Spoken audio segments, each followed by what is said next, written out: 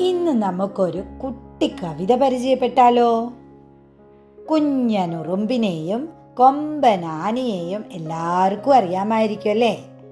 കാണാൻ ഇങ്ങനെയാണവർ. ഒരാൾ ചെറിയവനും മറ്റേയാൾ വലിയവനും അല്ലേ? ചെറുതാണെന്ന് വെച്ച് ഉറുമ്പ് ശക്തിയില്ലാത്തവനാണോ? അല്ല. എന്നാ വലുതാണെന്ന് വെച്ച് ആന വലിയ വമ്പുകാരനാണോ? അങ്ങനെയുമല്ല. എന്നാൽ രണ്ടുപേരും എങ്ങനെയാണെന്ന് നമുക്കൊന്ന് കേട്ടു നോക്കിയാലോ?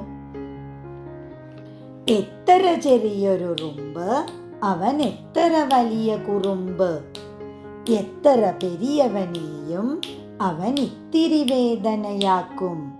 എങ്ങനെ? എത്ര ചെറിയൊരുറുമ്പ് അവൻ എത്ര വലിയ കുറുമ്പ്, എത്ര പെരിയവനെയും അവൻ ഇത്തിരി വേദനയാക്കും. എന്നാൽ ആനയോ?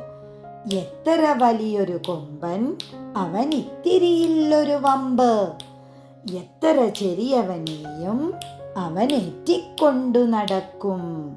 എങ്ങനെ?